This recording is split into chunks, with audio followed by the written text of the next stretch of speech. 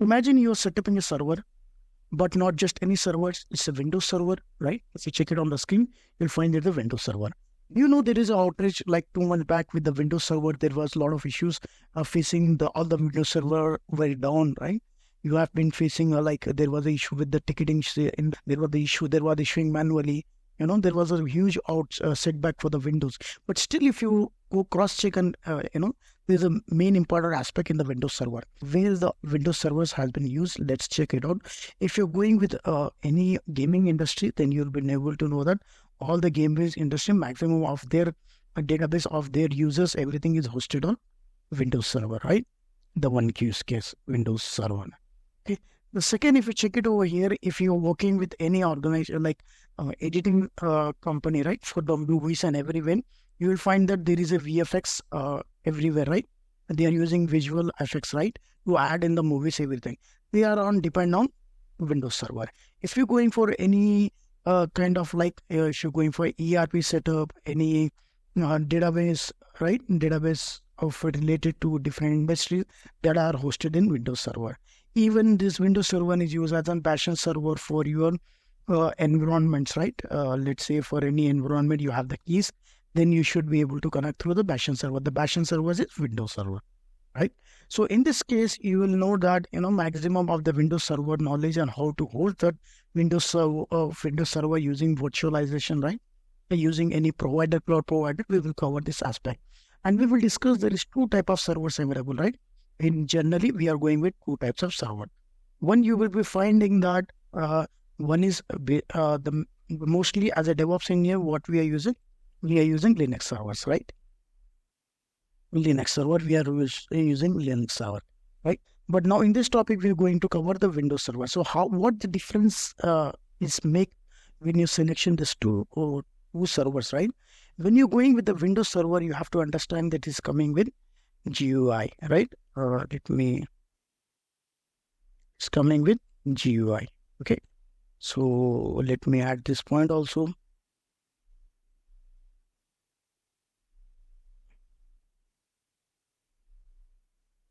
When you speak about Windows server, the Windows server is come with the GUI and the CLI, right?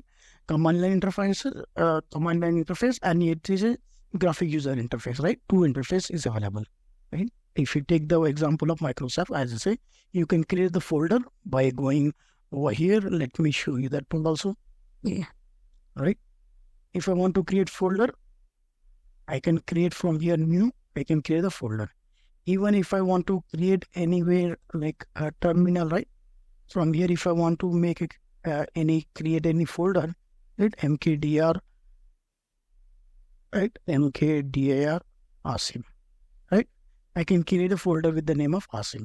So here you have two options, right? Whereas in the Windows you have two options. Okay. If you're going for the Linux, you have only one option, where is the UI, CLI, right? Where you will interact with your operating system through command line interface. You got this point. Now, when we say that GUI and UI, the graphics which you're seeing over here, then it's required a lot of space and the operating system is very heavy.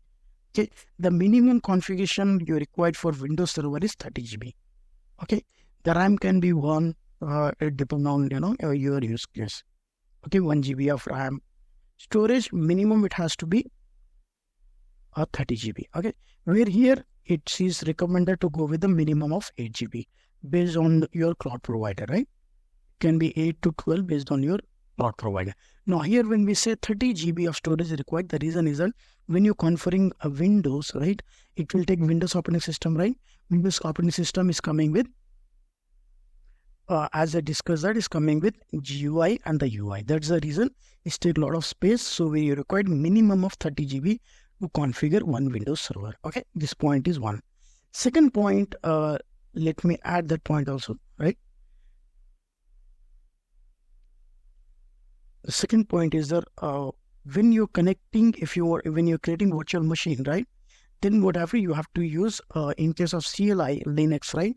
In the Linux, what we are doing, we are creating one PEM key, right? When we creating one PEM key, with that we are going to access.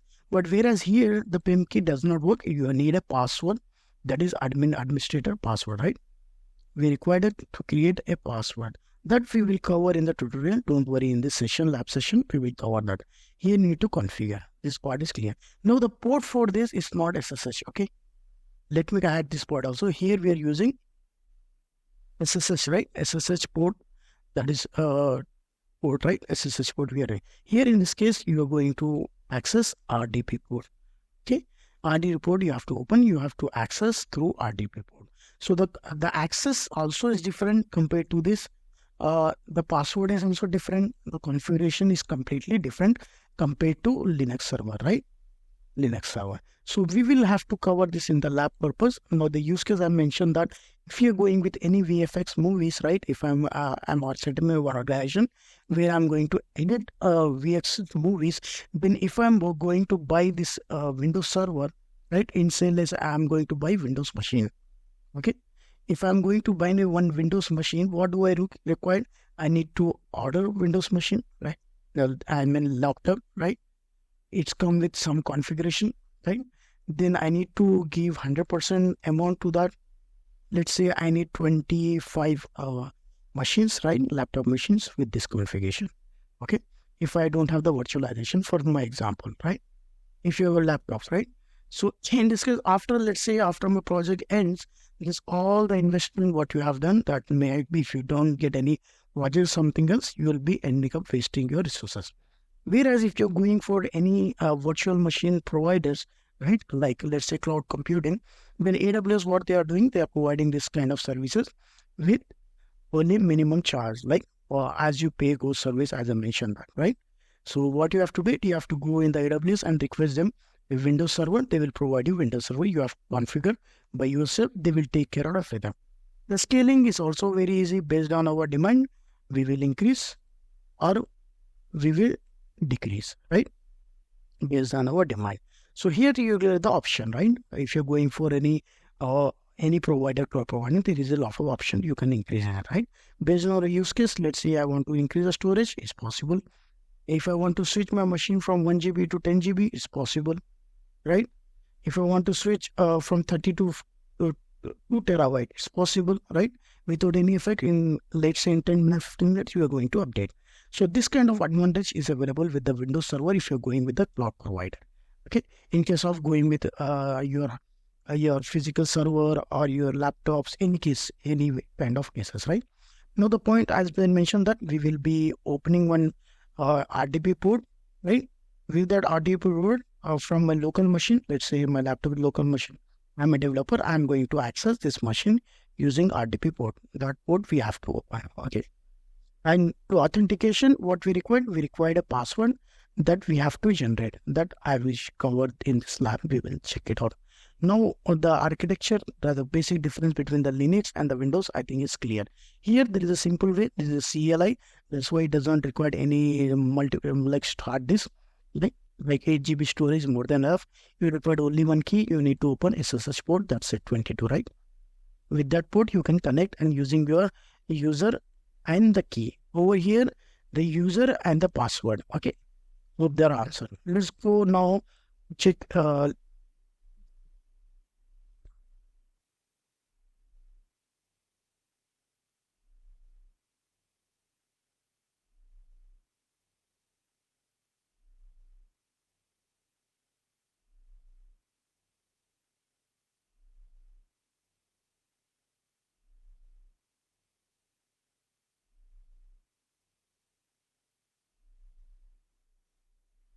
Now, the point is why you require a Windows server. As we mentioned that, before moving to the technical setup, let's quickly cover Windows server is a big player in the enterprise environment, right? It's compatible with Microsoft products. It's coming with Microsoft.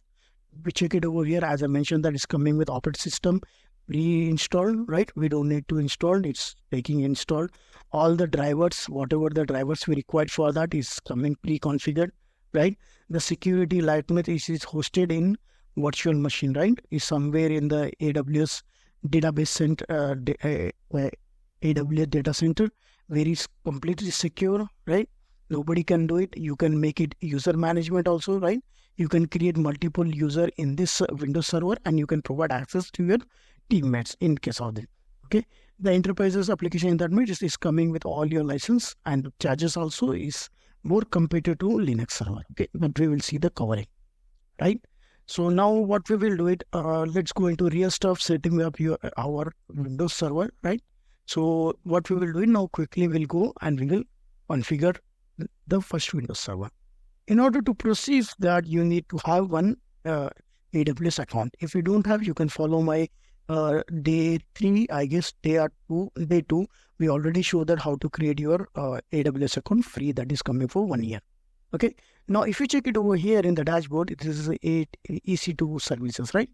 Here you're able to find that launch instance, right? If I click on the launch instance, then the prompt will be coming. But let me add that. I'm giving a tag as Windows Server, right? Windows Server. Then you're able to find that there is a multiple images, OS images available. Now, as we discussed that, we required Windows that is provided by Microsoft, right? Now, if you check over here, Amazon machine, they have given the machine which is coming in free tier. Okay, so if you check, there is a multiple options which is coming in the free tier. You have to click whichever is suitable for your need case, but in our tutorial, we'll go with the free tier option 1, right? So if you check it over, is saying that the architecture is 64, machine ID is there, user is root, right? User is root, everything is given. Then we will go with T2 micro, more than enough, right? It's coming with T2 family, 1 CPU and 1 GB memory, right? In the key pair, let's create one more, right? Windows key. Okay, Windows key, let's say, because I think I have in my account, but still no issue. So let's create on this key pair. So it will be in the download folder. Now, if you check it over network setting, I'm keeping default because we don't have any VPC created. In the real-time scenario, you have to go your organizational VPC. In the subnet, you have to select as they defined by your organization. The firewall, as you say that, as I mentioned in our layout, right, in the drawing aspect, let me just show you. I have said that we are going to open RDP port. Okay, so before we select that, it's automatically when you're selecting with the Windows Server, right? Windows Server is automatically pick up the port as RDP, right? RDP port, I'm clicking anyway. So that's fine for me. And the minimum also, see, it has taken 30 GB by itself default. So when you're going with Microsoft, automatically is picking everything. Okay? It will pick your RDP port first where you're going to access, and GB, it needs to be 30 GB. Okay. So in free tier, you can only configure one because in the free tier, you have only 3 GB of free tier available. Okay. So everything default summary is given over here. Is going with the Windows Server, T2 micro family, the new security group, right? It's saying that, you can access only 30 GB of EBS. Okay, fine. That is in my free tier limit launch instance. So it will take few minutes, like 1 minute or something else to up and running. It has created one instant ID. With this instant ID, you can access everything, all the details about this instance, which is going to be configured. Okay. So now if you check over here, you're able to find one IP we receive one IP that is a dynamic IP. Whenever I'm going to restart or reboot my server, I'm going to lose this public IP. Okay. So for our testing reason, it's fine. We are not going with elastic IP. If you want, you can go over here. You can create one elastic IP. You can add to this, attach to this instant ID so that you will not lose any IP address, right? In the page. So now if you click here, it should pass instance running, right? So it's showing T2 micro, then it's everything. Now, when we click on this Windows Server, then I'm showing for connect option, right? It is showing me multiple options. Then we'll go with the RDP client. Okay. So now the point is that, the username by default, as I mentioned, that it will be administrator. Okay. Let's take this point also. It will be administrator, right? The point why it is there, whenever I'm going to execute anything, right? Let me just open you and give an example also, right? Let me just show you. When I'm going to execute this, right? For the file, what is showing? Administrator. Okay. The major difference between the Windows Server and the Linux server is that, in the Windows Server, you're going to use as a default is administrator. Whereas here, you'll be having the user Ubuntu, right? And the privileges will be having with who? Root user. Root user will have all the privileges in Linux operating system. So you're switching by using sudo su, right? You remember? So you're giving sudo command in to have a super admin, right? All the privileges they have. Whereas in Windows Server, the administrator have all the privileges. Okay, privileges. Okay, all the privileges is with whom? With root. Whereas in Windows, it has with the administrator. Okay, which my points is clear. Now what we will do it? We will just we want to get the password now. Okay, so the prompt, if you check it away, is giving the IP address, get password. If you click on the password, right, we are creating the password. So in order to create the password, what you do need to require is that you need to upload your key, whatever the key you have created, right? So what you have to do it, you have to upload your PIM key, right, and convert into password. Okay, into password. You got my point.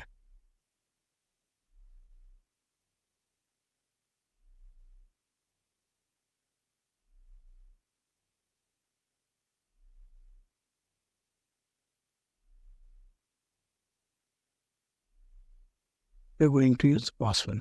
Now, if I'm going back to the here, then the option is giving, please upload your key. Let's click on this, and I'm in the download folder. Then I have a Windows key which I've created just now. Just I will upload.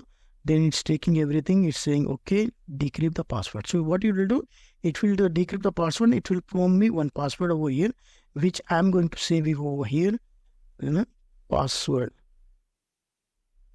which you have to keep it with you to connect with your server. So what we did, we uploaded PIM key, right, and we converted into password. Okay, password.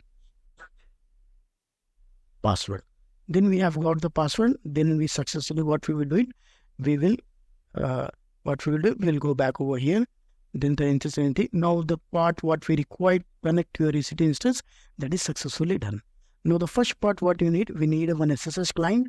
In this, we required one third-party application which we are going to access this. So in this case, we will session. If you click on the session, you will see a lot of ports, right? So if you check it over here, right, you're able to find one is SSH, one is RDP. Okay, SSH for the Linux, RDP is for the Windows Server. Okay, if you got my point, you'll find everywhere over here. Okay, so that point also clear. Let's go for the RDP. Then it's asking you the details. Okay, the details what you require the host IP. So host IP, how we are going to get it? Just click on this, you'll get the IP, right? Go over here, give it over here. IP is given, right? The username, what I have the username, as I say that it is administrator, right? If you connect over here, here you'll be finding the administrator. Okay, let me copy this part. Just copy and I will paste it over here so that I should not do any mistake. The port number for RDP is 3389. Okay, whereas in SSH you will find port 22. Okay, then afterwards when I'm going to advanced setting, I don't require anything. Network setting is fine. Let it be this one same. Okay, when I'm clicking OK, so it will prompt you the password to enter, right? So now here you have to, whatever the password what you have created, you need to enter the password over here. Don't forget to copy from here to here and paste it over here, right? Show password and click OK. So now what happened? The connection initiate, right? It happened, is getting connected, right? So now what happened in the background, whatever the key we have given, first it will go and it will check, right?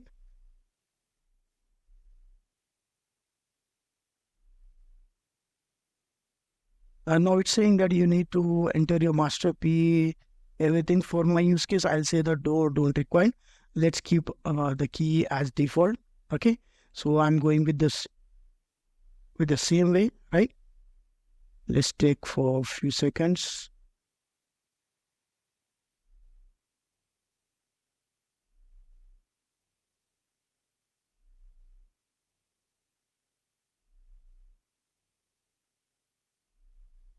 It's connecting with my Windows Server.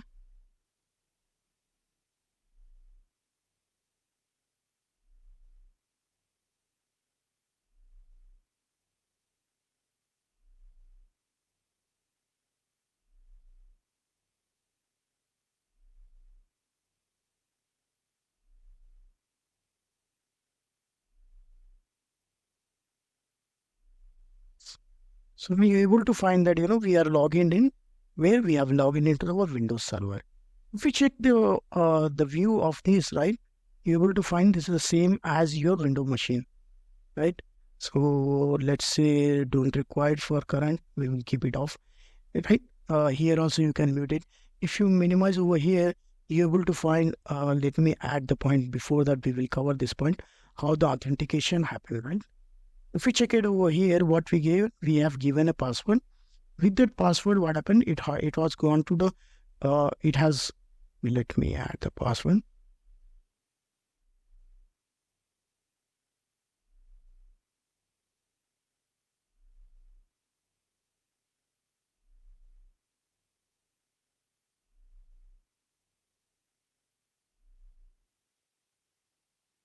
What I have done, I have used my PC. With that PC, I have given the credentials, right?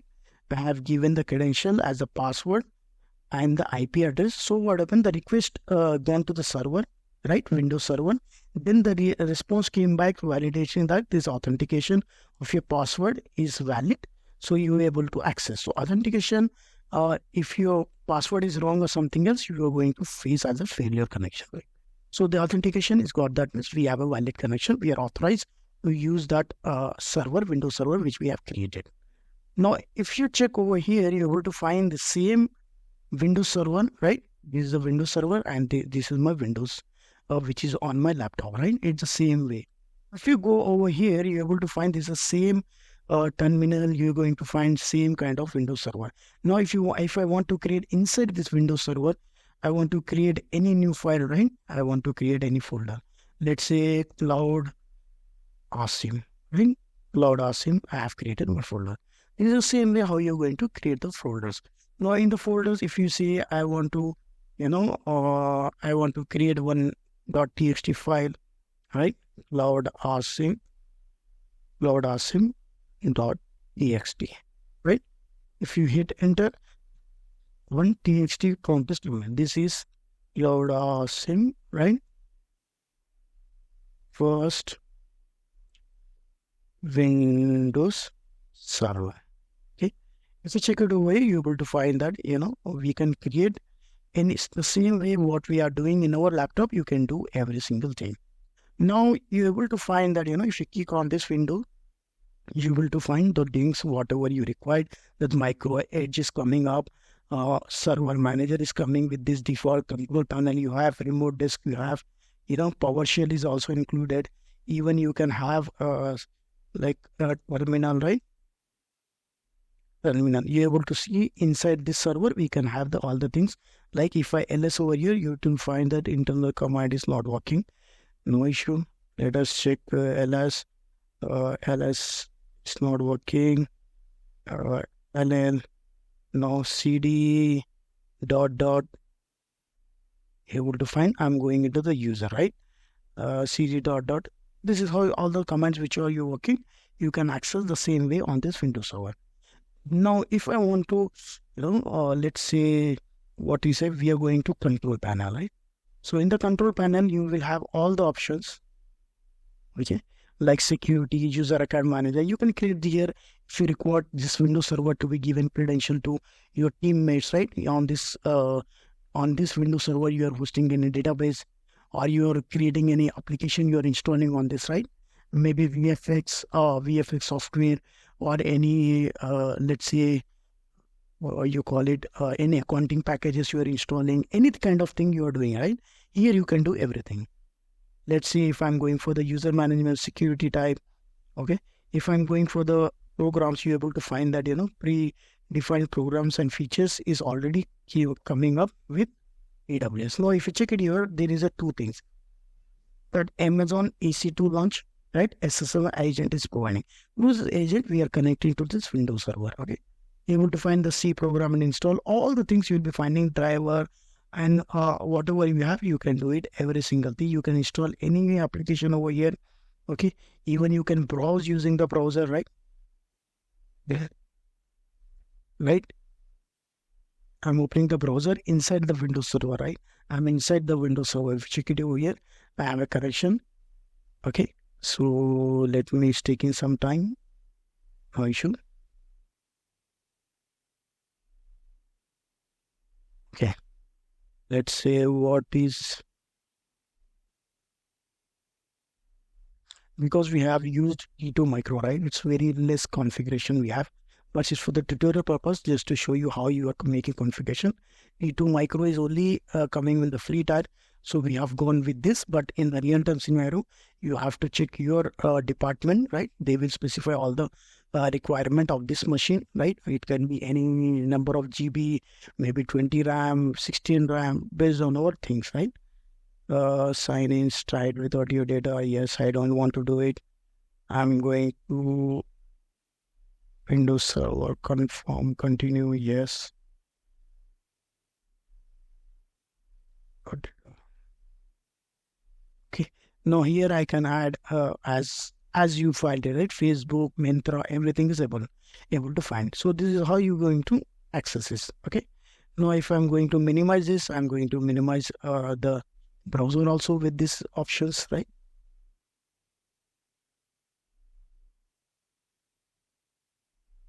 Now the point we have found this, right? How you got, how we did this, all the steps. Now the thing is that if you want to make it like terminated production or stop production, how you're going to cover it. This topic also very important, right? You will have thousands of virtual machine created in your account. By accidentally, you may be deleting, instead of Windows Server, you might be deleting Grafana, right? So in this case, how you're going to make sure that it's not deleted accidentally, right? You can go with action, instance setting, then you'll find some like multiple steps, change stop production, change shutdown behavior, right? The step termination production. So what I'm doing is I'll keep termination production, right? I'm keeping, click on this enable, you're able to find save. Okay. Now what prompt is given, successfully enable termination production. For instance, this ID is attached, right? The instance cannot be deleted. Now let's say I have 1,000 virtual machine like EC2 instance on AWS account. Now by accident, any person, like maybe me or any other user, by accidentally what it did, it terminated instead of Grafana, it terminated this Windows Server. So now what prompt you are giving? Failed to terminate, delete an instance. The instance size is reference is E4, may not be terminated, modify it, disable API termination instance attribute. Try again. What that does mean? That means that termination enable is on. So what you have to do, you have to go over here, click on this, then you have to change termination production. You are able to find enable. So you have to delete, then you will receive the prompt. This instance is no longer protected. Again, accidental deletion. So what we are doing, we are making protection to accidental deletion, right? Because when you delete something, then everything get deleted, right? Hard drive, the server, everything, because it's a virtual machine, right? So this step, to avoid that, we are giving with this. Even you can add the step the same way with the stop production. So you want this server to run always 24/7. So you can keep this state as a stop protection. So that nobody by accidentally can stop this. So it's causing you any production environment or any kind of environment issues. Okay. Shutdown behavior also you can keep it. If you want to increase the instance size, right? We have gone with T2 micro. Then you can stop this EC2 instance. Then you can click off when stopping. This will be enabled, right? The action is available when the instance is stopped. So you can stop this. You can change your instance type. This we will cover that part. But everything you can do it, right? So now when you're going back over here, you're able to find that we have done every single thing. So just click over here and delete the Windows Server, right? So let me go over here. Then I'll be checking out The details of administration, pictures, and everything is over here. Let's see, account setting you have, setting you have, right? System you have. Let's go for setting, right? In the setting, let's see what we have, right? In the system, we will check it on the system. You're able to find that. That is, let me check about, right? If you click on the about, you're able to find what kind of virtual machine we have taken. The device name, as of course, we have taken from AWS, that is EC2, right? And they have given the processor on this Intel X. Next one of CPU, right? It has given 2.4 gigahertz, right? Instant RAM, as we have selected a T2 micro, it's coming with 1 GB, okay? Device ID also is given, right? The key. So we no need to buy any Microsoft paid version, right? Product ID also is given. System, operating system, everything is given, right? Everything is here. Even you can rename this server also. In the Windows is saying Windows Server, data center, everything is good. From where data center this has been done. This is reference to AWS, right? If you want to report any case to AWS in case of any issue, we require any help from AWS team, then you can code with these references, okay? So this everything is available. With this, you can do it. So we will conclude this session with this part that what we have discussed up to now. The point is we have checked, let me go. What we have checked the difference between the Linux Windows Server and the Linux server. I had mentioned that the minimum you need to go with the TGB hard disk, whereas here you require 8 GB. That is coming with GUI and the CLI, right? Where you are communicating user interface, like you click on this, or you can go with the CLI also, okay? And even 1 GB RAM, and you have to go with minimum 30 GB storage. And how you are going to connect? We are going with the password. Whereas in the Linux server, you are going to connect with your root user and the user which is provided, right? Ubuntu and the PIN key. Here you have to create your password while uploading your key, right? You have to decrypt your key. Then you'll receive one password. We have to keep the password in the same, and you are going to connect with that, okay? After that, you can connect with using SSH, any application, right? Any mobile stream is that. With that, you can go with the RDP port, right? As I mentioned that using RDP port. You will receive all the information over here also, as shown the details like in the setting, like what is the memory is there, the network speed is there, where is router located. That is in AP South data center, right? That is Mumbai. And the type of instance is T2 micro, and the public IP address and everything is given. If you check it over here, Mr. right? That is a public IP. If you go for the private IP, you'll be able to find there is a public and private IP, right? Private IP is 172.135. 172.135. This is how we are going to validate. You can create this. Don't forget to delete this instance as you complete this session, so that to avoid any.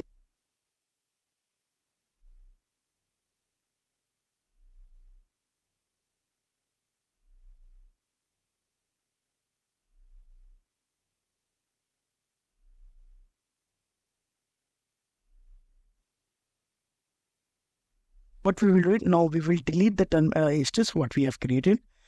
So now I'll click on this Windows Server. Then I will be clicking on this termination. So as it hit on the termination delete, then this initiation will be taken, right? Termination deletion is happen, and it will stop and it will delete. Don't worry about that. If I check over here, it's already prompted the shutting down. So this is how you can avoid the charges. So as you practice, please don't forget to delete this. Okay. Thank you very much, guys. Okay. Don't forget to share, subscribe. If you have not shared or subscribed till now, please hit the bell icon so that you receive latest update, right, of these sessions like AWS and DevOps series. So thank you very much. Hope you connect with you.